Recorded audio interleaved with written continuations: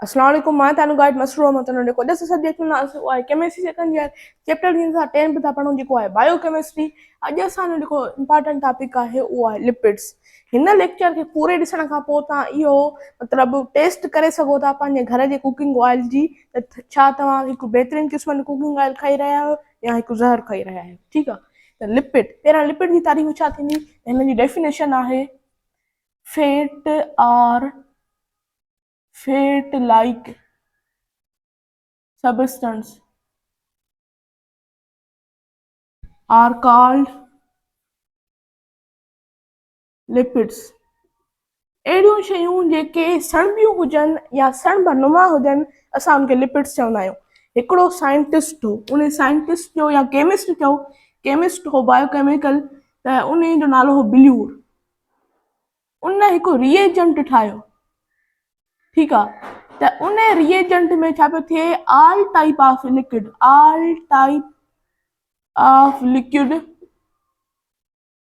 easily dissolve। हर क़िस्म जा जेके लिपिड्स हुआ उहे इज़ीली डिज़ॉल्व थी पिया वञनि ब्लूर रिएजेंट में। उनजो नालो साइंटिस्ट जो ब्लूर हो ऐं उन जेको रिएजेंट ठाहियो उनजो नालो पइजी ब्लूर रिएजेंट। ठीकु आहे, त all type of lipid can easily dissolve is called Bloor reagent. पोइ असां लिपिड खे ईअं बि चई सघूं था, lipid are those substances which can easily dissolve in Bloor reagent. ठीकु आहे, जेके ब्लूर रिएजेंट में आसानी सां डिज़ॉल्व थी सघनि उहे लिपिड हूंदा। या हीअ डेफिनेशन थी सघे थी, या हीअ लिपिड छा थी सघनि, डिज़ॉल्व थी सघनि, डिज़ॉल्व इन ब्लूर रिएजेंट्स। ठीकु आहे, उन खां अलावा ब्लूर रिएजेंट ठहियल छा जो आहे, ब्लूर रिएजेंट असां चयूं था इन जी कंपोज़िशन छा आहे। हिकिड़ो त di ethyl ether plus alcohol 2:1 में हिननि ॿिनि शयुनि मां असां जेको ठहियल आहे उहो आहे ब्लूर रिएजेंट। ठीकु आहे, हाणे ॿ शयूं हिकिड़ियूं हूंदियूं आहिनि, हिकिड़ियूं हूंदियूं आहिनि कॉमन एलिमेंट, ॿिया हूंदा आहिनि कंपाउंड एलिमेंट। कॉमन एलिमेंट छा आहिनि, common element carbon, hydrogen, oxygen वग़ैरह वग़ैरह, इहे जेके आहिनि कॉमन एलिमेंट। कंपाउंड एलिमेंट जीअं नाइट्रोजन थी वियो, सल्फर थी वियो, फास्फोरस थी वियो, इहे कंपाउंड जेके आहिनि एलिमेंट्स आहिनि। हाणे जेकी लिपिड्स जी क्लासिफिकेशन, हाणे ब्लूर रिएजेंट जे बेस ते उन्हनि जे बुनियाद ते हिननि जूं 3 क्लासिफिकेशन थियल आहिनि। ठीकु आहे, त मां हिते on the basis of blur reagent. ठीकु आहे, 3 क्लासिफिकेशन थियल आहिनि। हिकिड़ा आहिनि सिंपल लिपिड, ॿिए नंबर ते आहिनि कंपाउंड लिपिड, ऐं टे ते आहिनि ड्राइड लिपिड। ठीकु आहे, सिंपल लिपिड कंपाउंड लिपिड छा आहिनि, पहिरियों कंपाउंड ते अचो, जंहिंमें simple lipid plus prostatic group attach हुजे उन्हनि खे असां कंपाउंड लिपिड चवंदा आहियूं। हिननि जो मिसाल कहिड़ो थी सघे थो, लिपोप्रोटीन, ग्लाइकोप्रोटीन, इहे हिननि जा मिसाल आहिनि। ड्राइव जो मिसाल स्टीरॉइड थी सघे थो, स्टीरॉइड। हिनखे असां काफ़ी डिटेल सां पढ़ंदासीं, इन करे हींअर हिनखे छॾूं था। हाणे सिंपल लिपिड जा कुझु क्लासिस आहिनि वरी। ठीकु आहे, सिंपल लिपिड खे 2 हिसनि में विरायो वियो आहे, हिकिड़ा आहिनि फैट या ऑयल, ॿिया आहिनि वैक्स। ठीकु आहे, हाणे वैक्स खे वरी 2 हिसनि में विरायो वियो आहे, 2 क्लासनि में विरायो वियो आहे। हिकिड़ा आहिनि ट्रू वैक्स ऐं ॿिया आहिनि non true wax. True wax कहिड़ा थी सघंदा आहिनि, हिन जा मिसाल जीअं त आहिनि बी वैक्स थी वियो, बी वैक्स यानी कि जीअं हनी हूंदी आहे न माखी, उनजे मानारे में मतिलबु तमामु घणी मतिलबु फ़ाइदो आहे, त इहे आहिनि ट्रू वैक्स। ठीकु आहे, स्पेस मेस्टिक इहे ट्रू वैक्स जो जेके आहिनि वैक्स जो मिसाल आहे। नॉन ट्रू वैक्स यानी कि जेके विटामिन्स आहिनि, विटामिन ए आहे, विटामिन बी आहे, विटामिन के आहे, विटामिन ई आहे, इहे जेके बि आहिनि इहे नॉन ट्रू वैक्स जा मिसाल आहिनि। इहा थी वई ऑन द बेसिस ऑफ बिलो रिएजेंट हिननि जी लिपिड्स जी क्लासिफिकेशन, बेसिक क्लासिफिकेशन। ठीकु आहे। हाणे ट्रू वेक्स ऐं नॉन ट्रू वेक्स इहे तव्हां सम्झियो। फेट आयल ऐं वेक्स इन ते असांजो डिस्कशन हलंदो त फेट आयल ऐं वेक्स छा आहिनि, कंपोज़िशन छा आहे, केमिकल कंपोज़िशन। सो मां हिन मथे हिसे क्लियर थो कयां छा फेट या ऑयल ॿियो वेक्स। हाँ इन केमिकल कंपोजिशन असांखे ॾिसणी आहे त फेट ऑयल में जेको फर्स्ट जेका आहे उहा आहे फैटी एसिड। फैटी एसिड ऐं उन खां अलावा ॿियो आहे अल्कोहल। ठीकु आहे। ऐं वेक्स में पहिरियों आहे फैटी एसिड, ॿियो आहे अल्कोहल। ॿिन्हिनि जी कंपोजिशन साॻी आहे, हेॾां फैटी एसिड हेॾां फैटी एसिड, हेॾे बि अल्कोहल हेॾे बि अल्कोहल। फ़र्क़ु किथे आहे? नहीं जो जेको आहे सो फेट खे ऑयल खे तव्हां अलॻि कयो फेक्स खां त अल्कोहल में फ़र्क़ु आहे। हीउ जेको हूंदो इहो हूंदो ग्लाइसीरोल ऐं हीउ जेको अल्कोहल हूंदो हूंदो केटाइल। ठीकु आहे। ग्लाइसीरोल या ट्राई हाइड्रिक अल्कोहल ऐं इहो जेको आहे स्मॉलर चेन में थो अचे ऐं हीउ लॉन्गर चेन में थो अचे। हीउ कार्बन 10 खां वठी कार्बन 25 ताईं थी सघनि था। ठीकु आहे। ऐं हीउ हूंदो ग्लाइसीरोल जंहिंमें 3 OH ग्रुप मौजूदु हुजनि, 3 OH ग्रुप मौजूदु हुजनि, इहो ग्लाइसीरोल। हाणे फैटी एसिड खे पहिरियां असांखे ॾिसणो पवंदो त फैटी एसिड आहे छा, पोइ असां अॻिते सम्झी सघंदासीं। ठीकु आहे। त ॾिसूं था फैटी एसिड छा आहे। फैटी एसिड हाणे इहा छा आहे, कार्बोक्सिलिक जेका कंटेन करे कार्बोक्सिलिक एसिड। पर कार्बोक्सिलिक कहिड़ी, aliphatic carboxylic acid. Aliphatic carboxylic acid is called fatty acid. ठीकु आहे। इहा ॻाल्हि तव्हां सम्झियो। हाणे फैटी एसिड में हाणे ॾिसो सेचूरेट अनसेचूरेट जा टाइप्स आहिनि। ठीकु आहे। फैटी एसिड जा सेचूरेट ऐं अनसेचूरेट। सेचूरेट सां ग्लाइसीरोल मिलियल हुजे, ग्लाइसीरोल यानी ही अल्कोहल मिलियल हुजे त छा ठहंदो, इहो ठहंदो ऑयल, न इहो ठहंदो फैट। पर अनसेचूरेट सां ग्लाइसीरोल साॻियो ई अल्कोहल जेको आहे मिलियल हुजे त इहो ठहंदो ऑयल।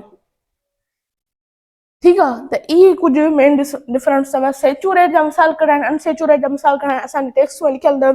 स्टीरिक एसिड सेचूरेट जेको आहे फैटी एसिड जो मिसाल आहे ऐं उन खां अलावा ओलिक एसिड जेको आहे इहो अनसेचूरेट फैटी एसिड जो मिसाल आहे। ठीकु आहे। ॿिया बि लिखिया पिया त उहे तव्हां पढ़ी सघो था। इहो इस तव्हां सिखियो। ग्लाइसीरोल हाणे असां थोरो मतिलबु इक्वेशन बेसिस ते ॾिसूं था।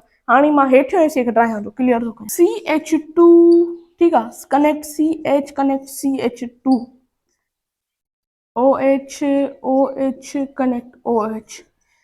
हाणे ही त मां खयमि। ठीकु आहे। ही ग्लाइसीरोल। हाणे ग्लाइसीरोल सां फैटी एसिड ऐं फैटी एसिड पढ़ी आहे एलिफेटिक कार्बोक्सिलिक एसिड, त असां हिनखे छा चवंदासीं, फैटी एसिड चवंदासीं। ठीकु आहे। असां खणी सघूं था एलिफेटिक त HOC double bond O and R, HOC double bond O ऐं R, OHC double bond O ऐं R।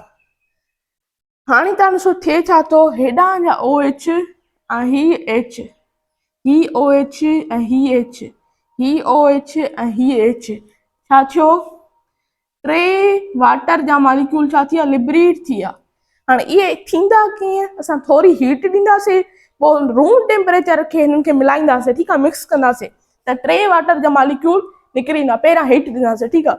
हाणे असांजो छा थो ठही वञे, असांजो ठही वियो CH2 connect CH connect CH2। हाणे हिते छा आहे, हिते आहे oxygen O and C double bond O ऐं R, OC double bond O ऐं R, OC double bond O and R। हिन असां शइ खे छा चवंदा आहियूं, हिनखे चवंदा आहियूं ट्राइग्लिसराइड। ट्राइग्लिसराइड। ठीकु आहे। त ही सम्झो त छा आहे, तेल आहे। हाणे हिते मुंहिंजो हिकिड़ो तव्हांखो सुवालु आहे त हिकिड़ो हूंदो आहे असां कुकिंग ऑयल इस्तेमालु कंदा आहियूं, तेल। ठीकु आहे। पोइ ॿियो हूंदो आहे गिहु। ठीकु आहे, घी जंहिंखे असां चवंदा आहियूं। उन में ऐं हुन में कहिड़ो फ़र्क़ु आहे। हाणे मां तव्हांखे थोरो हिंट थो ॾियां त कुकिंग ऑयल मां, तेल मां जेको आहे उन मां कुझु शयूं मिक्स करे घी ठाहियो वेंदो आहे, गिहु ठाहियो वेंदो आहे। ठीकु आहे। त उन में त घणियूं शयूं पवनि थियूं, मतिलबु कुकिंग ऑयल में तॾहिं थो घी ठहे, त उहो एक्सपेंसिव हुजणु घुरिजे घी त कुकिंग ऑयल खां वधीक। त पोइ इहो छो आहे त घी सस्तो आहे ऐं कुकिंग ऑइल महांगो आहे, इहो छो आहे? इहो इन करे आहे जो हिकिड़ी मसाला मां मिसाल थो खणां त हिकिड़ी बाल्टी कुकिंग ऑइल मां असां 4 बाल्टियूं घी जो कढी सघूं था, इन करे इहो सस्तो आहे। ठीकु आहे, बाक़ी जेके हिन कुकिंग ऑइल में कुझु शइ मिक्स करे पोइ असां घी ठाहे सघूं था। ठीकु आहे, इहा थोरो तव्हांखे हिंट ॾियणी। ही तव्हां सिखी आहे त मां हिन क्लियर थो कयां।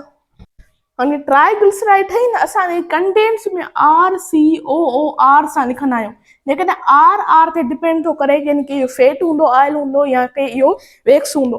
त जेकॾहिं R एंड R इन ॿिन्ही ते डिपेंड थो करे, ॿिन्ही पासे R15 हुजे, तव्हां बग़ैर मतिलबु सोचे सम्झे चई सघो था त इहो छा हूंदो, इहो वैक्स हूंदो। छाकाणि त वैक्स चाहे 10 कार्बन खां 25 कार्बन ताईं हूंदो, ॿिन्ही पासे 15 हूंदा त असां चवंदासीं वैक्स आहे। हाणे हलंदो ऑयल ऐं इन जे विच में। ठीकु आहे, असां छा लिखी आहे CH2 CH एंड CH2, इहो लिखियलु हो, बाक़ी हेॾे घणो कुझु लिखियलु हो। त हाणे हिन में कार्बन घणा आहिनि? 3 कार्बन आहिनि। Carbon 3 1 2 3, hydrogen 2 and 1 3 3 and 2 5, hydrogen 5। हाणे हीअ जेको आहे न, हीअ शइ हूंदी त असां चवंदासीं इहो छा हूंदो, फैट हूंदो या ऑयल हूंदो। ऑयल असां कॾहिं चवंदासीं जॾहिं अनसेचुरेट हुजे, ऐं फैट असां कॾहिं चवंदासीं जॾहिं सेचुरेट हुजे, यानी कि R जेका हेॾे हुई आखिर में। ठीकु आहे, इहा जेकॾहिं सेचुरेट आहे त जेको हूंदो इहो फैट हूंदो, पर अनसेचुरेट हूंदी त इहो ऑयल हूंदो। ठीकु आहे, मां तव्हांखे मिसाल थो ॾियां कार्बोक्सिलिक एसिड जो, हुनजो फार्मूलो हूंदो आहे CnH2n + O2। त मां हिकिड़ो मिसाल ॾियां C3H5O double bond C double bond O and R। ठीकु आहे, इहो मिसाल थो ॾियां, ऐं R जी जॻह ते मां हिते थो लिखां C16H31। हाणे इहो ॿुधायो त फैट ऑयल आहे या वैक्स आहे। त हाणे वैक्स त हिते ख़तमु थी वियो, 15 हूंदो असां चवंदासीं वैक्स आहे, इहो ऑप्शन ख़तमु थी वियो, हिनखे क्लियर कयोसीं। हिन ॿिन्ही शयुनि में हिकिड़ो हूंदो। हाणे हीउ फार्मूलो इस्तेमालु असां करे सुञाणे सघूं था। CN छा आहे? 16 आहे, C16H2 ऐं N छा आहे? 16, ऐं इहो छा थींदो? H, इहो थींदो 32। C16 आहे, H31 आहे, यानी कि इहो छा आहे? हिकु खुटल आहे। हिकु खुटल हूंदो त छा हूंदो? अनसेचुरेट हूंदो, ऐं अनसेचुरेट हूंदो त छा हूंदो? ऑयल हूंदो। ठीकु आहे, इहा ॻाल्हि तव्हां सम्झी विया हूंदो। हाणे असां ॾिसूं टेस्ट फॉर लिपिड, जंहिंमें असां ख़बर पवंदी ऐं असां घर में बि टेस्ट करे सघूं था त असां सुठो ऑयल खाई रहिया आहियूं या बेकार ऑयल खाई रहिया आहियूं। त मां हिन क्लियर थो कयां।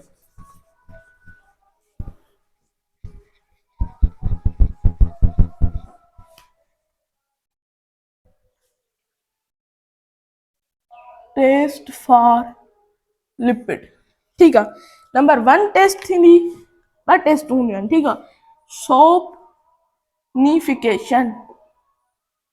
सोपनीफिकेशन प्रैक्टिकल सम्झो, हिकिड़ो बीकर खणो, कयव, हाणे इन में तव्हां छा मिलाईंदव? कास्टिक सोडा मिलाईंदव, KOH यानी पोटेशियम हाइड्रोक्साइड, पर मिलीग्राम में। ऐं हिन में छा हूंदो? 1 ग्राम हूंदो, भले पोइ उहो फैट हुजे या उहो ऑयल हुजे। ठीकु आहे, 1 ग्राम फैट हुजे या ऑयल हुजे, पर मिलीग्राम में खणंदो कास्टिक सोडा। हाणे थींदो छा?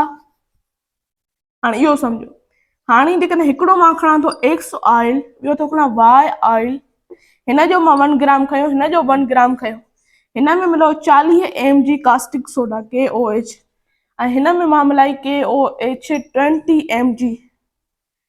हाणे हिन में वधीक बहितर कहिड़ो हूंदो?